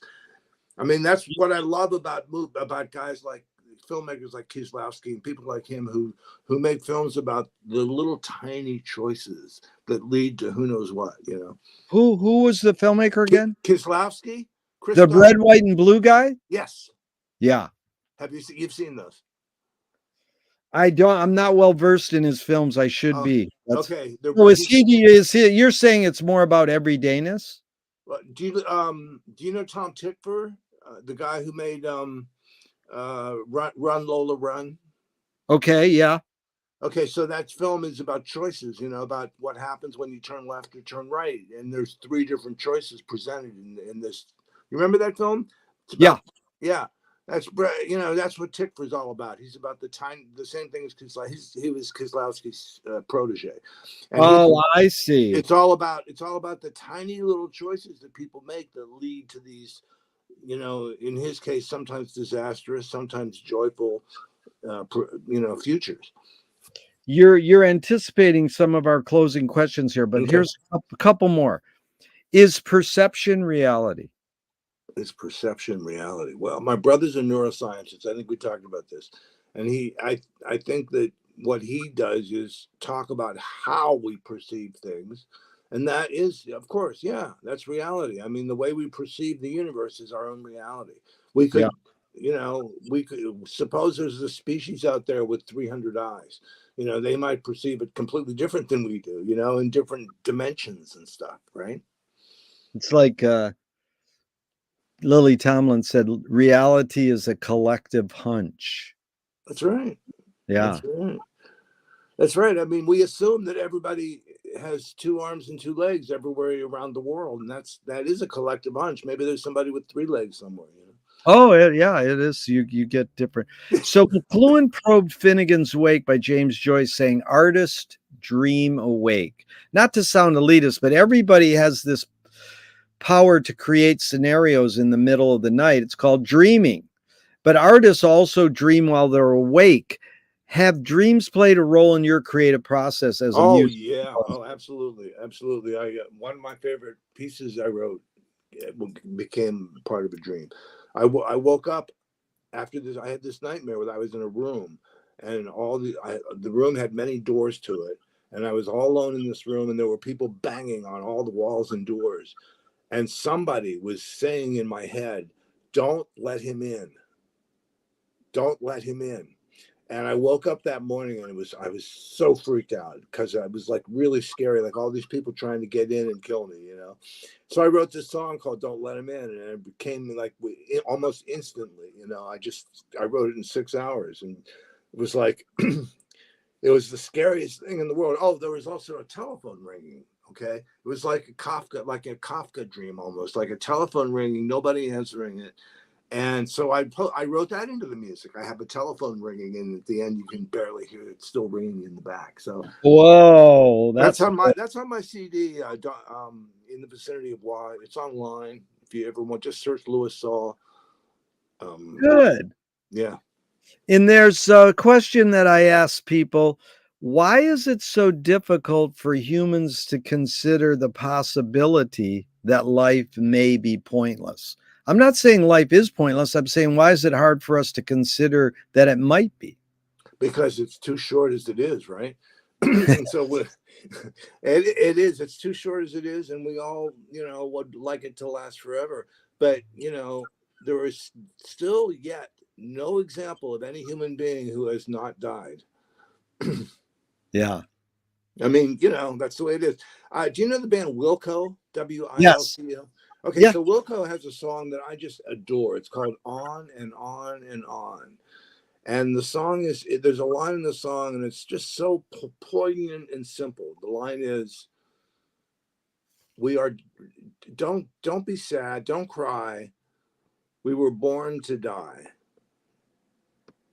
Yeah. Don't cry, we were born to die." Just so simple. And there's some more. I mean, Jeff Tweedy is a real poet. You know, he's one of these Yeah. songwriters who absolutely is a poet. And that's my philosophy in life. Don't cry. We're designed to die. Yeah. That's good. That's Dr. Seuss said, don't cry because it's over. Be happy that it happened. And And Bobby McFerrin, same sentiments. does he say that? And No, don't worry, be happy. Yeah. don't worry, be happy. Yeah. Yeah. Lewis Carroll says, I believe as many as 6 impossible things before breakfast. Have you believed in any impossible things lately? Well, I've been thinking about this article I keep reading, and that the congressional committee has investigated all this UFO stuff. And they had a confidential hearing the other day, and they were saying there's a body somewhere, and you know the Air Force is not letting anyone know about it, and this and that. I mean, those are the kind of impossibilities that'll flash through my brain, and I'll go, "That'd be cool, wouldn't it?" Yeah. or you know, more likely, there's like some intelligent being that they picked up, and they're really scared of, and they consider it a threat to national security. I have a whole. By the way, I'm writing a screenplay about this science fiction idea I have, where aliens have taken over the Earth, which has already been taken over by the Chinese. Okay, because the Chinese are probably going to do it anyway. You know, it's probably going to take over the planet at some point. You know, That is good. I recommend one book, Christopher Vogler's book, Writer's Journey for Screenwriters. Have you ever seen that?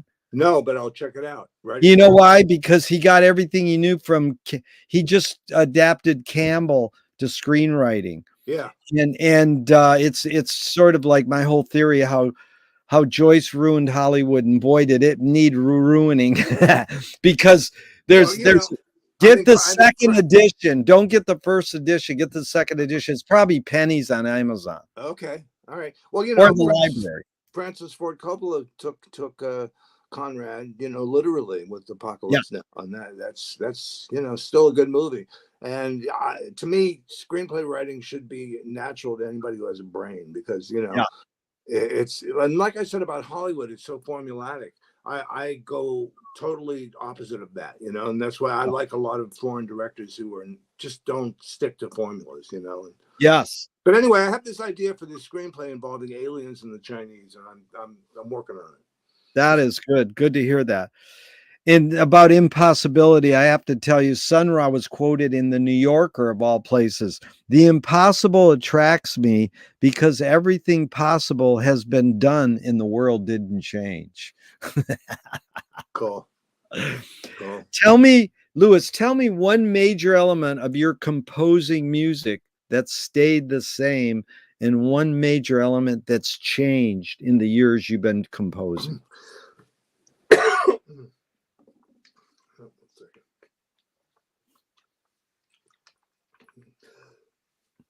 I've got a tickle in my throat. Sorry.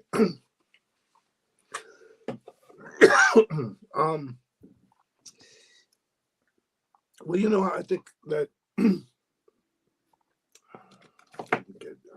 have to get my throat a little wet. Take your time, no hurry. Take a breath. My friend says we need to take 10 deep breaths a day. You know, take what? Take 10 deep breaths a day, or just take a breath and chill. There's no hurry here. Yeah. Okay, good. Because it's mucus. It's just mucus going down my Yeah. throat. 1 second. No hurry at all. Okay, so rephrase for me. One major element of your composing music that's changed, and one major element that stayed the same in the years you've been composing. So remember, I was telling you about Milton Babbitt and came to Yeah. Juilliard. He said, just write 12-tone music and don't worry about whether they like it or not. So I listened to that advice. Actually, before I met him, I was listening to that advice. I was writing. I had to for my senior graduation project at Interlochen. I had to write a 12-tone piece, and I had to write a bunch of stuff that adhered to 12-tone theory. And you know, I like that. I mean, I love Weber and I love that kind of music. So I wrote it. And you know, people who like that kind of music are like, you know, 0.1 of 0.1% of 0.1%. You know, it's like it's not for everybody. And later I would say that I started the last 3 things I've written are almost tonal. In fact, one of them is tonal. I wrote a piece for Rachel that for solo violin that's theme and variations. And it gets a little Shostakovich-y, but it's always pretty much tonal. So that's what changed in me. I started going away from that weirdness in music that I really still love and adore in other composers and even my own early stuff. I like it, you know. But I started writing more friendly, audience friendly stuff because I disagree with Milton Babbitt. Yeah. I think you do write for an audience, whether you mean to or not. You know, Milton Babbitt doesn't realize it, but when his pieces are played, there is an audience listening to it, whether you like it or not. Yeah. That's good. So Moshe Feldenkrais works with healing and movement. He says it's literally possible to identify a weakness and incorporate it to become a strength rather than we're normally taught to overcome a weakness. Tell me a weakness you turned into a strength. Well, I have to say the pain that I've gone through in my life, you know, I have serious back pain, you know, overcoming that and, you know, getting on with your life is the most important thing that I've learned that you can do, because after all, pain is just a reflex in your brain somewhere that's giving you information. And like any information, it can be manipulated, you know, right? That's pretty good. So what have you done? Is it back to that mindfulness, yoga, medicine, surgery? What's sort of some of the things that have been helpful in dealing with pain? So just like I said, I'd say mindfulness, because, you know, the doctors didn't know how to treat me for 30 years. So they just gave up on me pretty much. And I had to deal with it on my own. And I said to myself, you know, why am I in pain all the time? It's because I'm thinking about it. If I do something that requires heavy duty thinking, all my lobes are going towards, you know, analyzing this Bach cantata or whatever. Yeah. So I only think about it when I get up 6 hours later and I go, oh, my back hurts. I should have gotten up 3 hours earlier and done some exercises, you know. But I mean, you know, you learn to live with things and then you have to like overcome them. And that's something I've just learned, I'd say, in the last 10 years, really, you know, because all I did before was just feel the pain and deal with the pain. I'm still in pain, but I just don't don't dwell on it, you know, and I can't do things I used to do. I can't travel anymore, and that really Yeah. makes me sad. I'd love to come to Venice to visit you and Sarah, Yeah. but I can't do it. I cannot sit on an airplane. I can't deal with airports, you Yeah. know. So things, when you get old, you know, things change, and it's not necessarily the end of the world, you know. Yep. Well, you got the right attitude. Couple more and we're out of here for this Yeah. part. Really been enlightening, Lewis, Oh, as I love always. talking to you, Jerry. It's Love it. really beautiful. And what question remains unresolved for you? And let's do these two topics, in pain and in music composing. One question remains unresolved? Hmm. Hmm. Well, I'll tell you, in music, one of the things to me that is unresolved is what I'm doing. What I spend most of my day doing is delving into stuff like excuse me, delving into stuff like a long form Bach work. For example, Yeah. let's take like his St. Matthew Passion. That's when people ask me what's your favorite music in the whole world, I tell them that's my answer. The Bach St. Matthew Passion, and it's an hour and a half piece, okay, and it's filled with these little gems that like you could just play on repeat. And I mean, if you're a Bach lover, you know that's what you do. You play these arias on repeat. So, but what I'm into now is the long form and trying to digest what happens. My brother asked me this question the other day. He said, how do you discern form in music, you know, when the piece just goes by so quickly? And I said, well, one of the things is that there's tradition. So like in Beethoven and Mozart's day, there was the sonata form, which everyone in the audience would have recognized immediately and as that form. So I'm saying, as far as form goes, but the longer that you stretch it out, the more original you must be to create something that anyone's going to want to listen to that long, you know. So the St. Matthew Passion, for example, or the same with Zappa concerts. They could be a 3-hour concert. Are you going to still be there at hour 2.5? Well, I guess Yeah. it depends on how stoned you are, but it also, you know, depends upon your ability to sit there and listen to this incredibly crafted project that Yeah. that is just can't possibly be boring.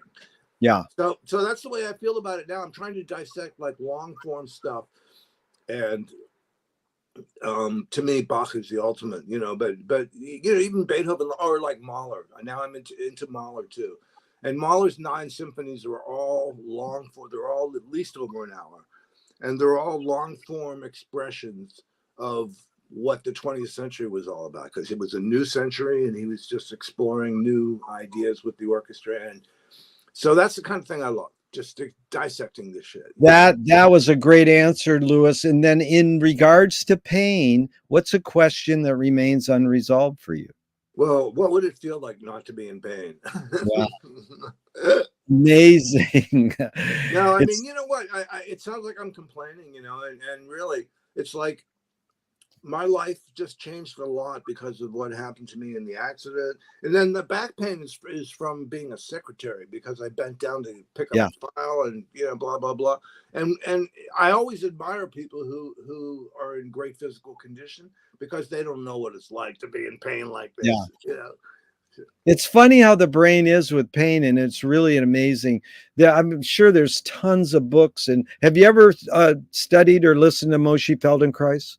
No, but the name sounds familiar because I have You a should friend. check them out, because anyone who has Yeah, back problems yeah, eventually ends up doing something with them. And he yeah, really is. He's the guy who said, you know, you can take a negative and turn it into a positive. You can take what McLuhan called a breakdown and turn it into a breakthrough. You know, and Joyce did this so well in 3 ways. He wanted to be Ibsen, so he couldn't be Ibsen and reinvent theater. So he tried to reinvent theater. It was an inspiration. He wanted to be a great singer. He couldn't be the greatest singer in Ireland, but he tried. So it gave him the inspiration to write a book that is music. And that's the same with Ibsen. He wrote a play. Wrote a book that was like Ibsen play. And the third one is he's going blind, and his medium requires your eyes. So he turned the eye experience into an ear experience. So it's a great way. He flipped three weaknesses into strengths at the end of his career and wrote The Wake. And how much does Molly figure in all this? How much does his love for Molly?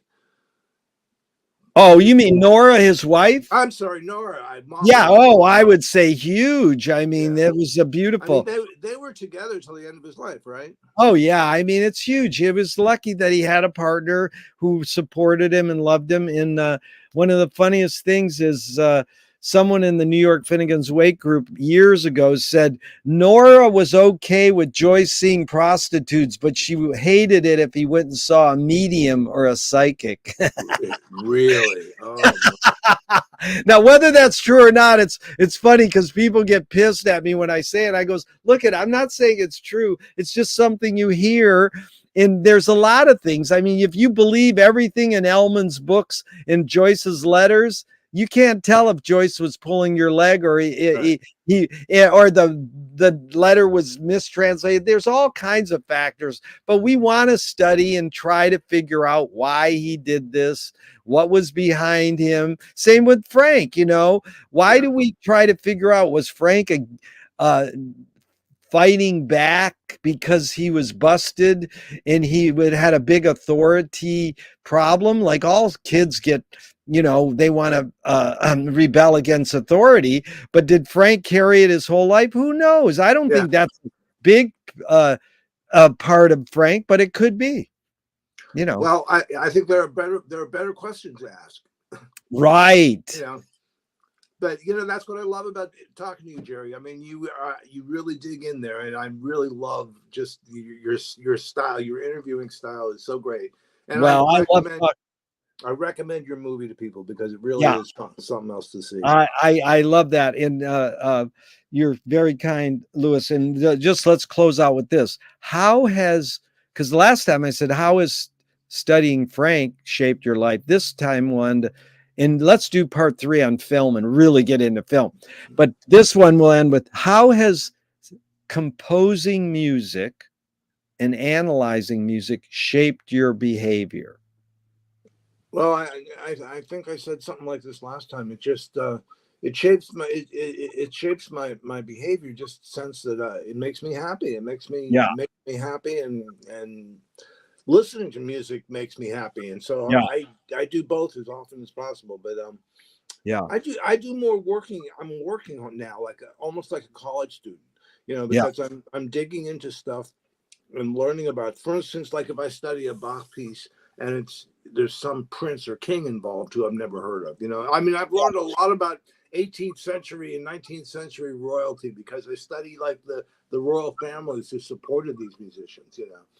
And I mean, whatever you want to say about the rich, especially in the 18th and 19th centuries, you got to give them credit that a few of them decided to use their wealth to support the arts. I mean, that's an amazing phenomenon. I mean, if we could even do a whole thing on politics sometime.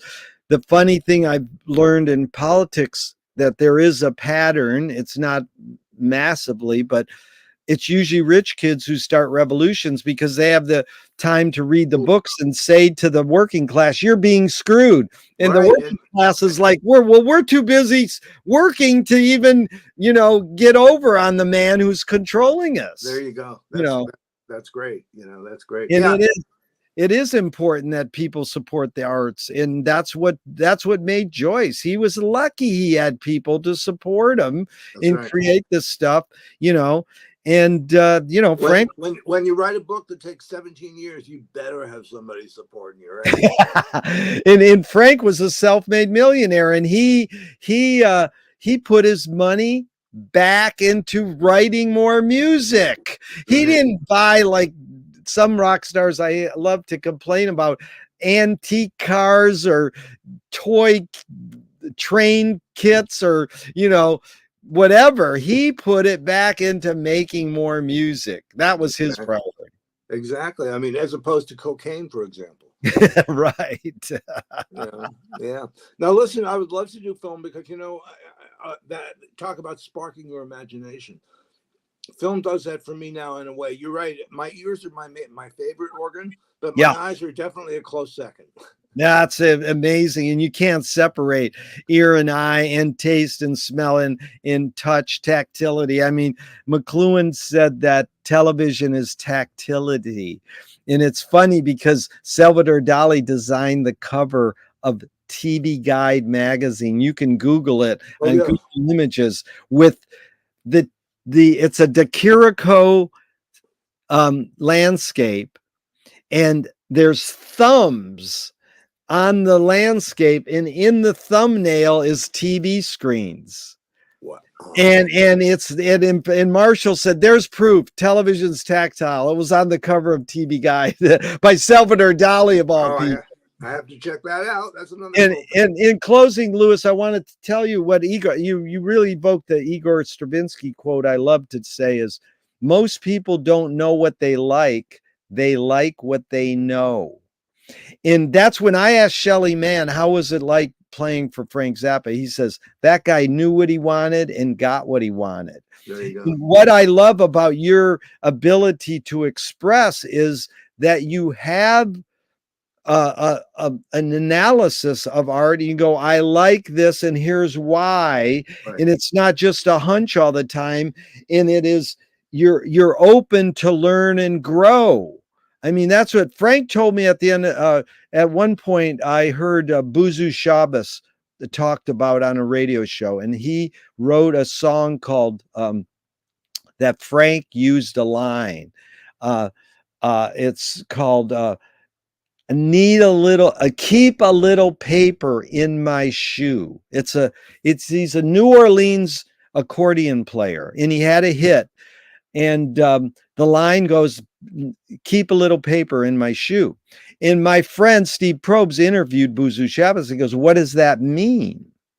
And Buzu Shabbos said, I keep a little money. Buzu said, I keep a little paper to block the hole in my shoe. And I says, Frank, you took this line from Buzu and stuck it in your song. Keep a little paper in my shoe. And I goes, do you know what that means? He goes, I think it means keep a dollar bill, a spare money in your shoe. And I says, no, and Buzu said this. And he goes, oh, really? He was willing to learn, and grow. And Sure. that's hard because we become set in our ways, and we want to be able to have an open mind and, continue to grow. That's awesome. And Frank was probably one of the most open-minded people, even though, people looked at him and said, well, that's a little niche there, No, Frank he listened to sea shanties, for goodness sake. He was man, I can go off on that too, because the Ash Grove in LA on Melrose was where all the LA rock stars saw Howlin' Wolf and Sonny Terry and Brownie McGee. The only act Frank went and saw there was Sea Shanties by McCall. Sure. That's funny that and that's the only commonality. Well, one of the commonalities with the Grateful Dead and Frank Zappa is they both did Handsome Cabin Boy. Oh, that's right. They both did a cover of that. Yes. I'm not a big Deadhead, but I've heard that. Yes. Yeah. And then the greatest line ever in Frank in regards to Deadhead is Frank says in the middle of one of his songs, I'll go to a Grateful Dead concert and I'll tighten my headband during Jerry's guitar solo for an extra rush. That's called Teen Wind. That is a great I love to tell Deadheads that because they crack up. Sure. But here's the other thing Frank, says, hey, I'm willing to learn. This was on a talk show, a radio talk show. And here's a sad thing about Zappas, and you should tell all your Zappateers and everybody. Someone needs to take every Zappa audio recording, that's radio and TV, and put them into text. You can write some code and do it. There's that guy, afka.net, and he has every Zappa printed interview really typed up clearly.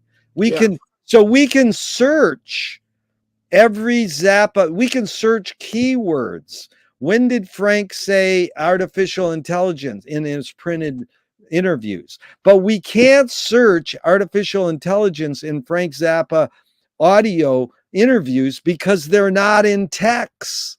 So someone needs to write a program and transfer every audio. There's one YouTube link that's 10 hours of Zappa interviews. Wow. And Well, no one's transcribed that all, and it has to be done. What are we waiting for? okay. But here's Well, I got to tell you, Jerry, to me, I mean, everything is right there in the lyrics of the songs if you want to talk about. well, no, that's lyrics. true too. But Frank said even my interviews are part of the big note. Sure. No, that's So true. He says stuff.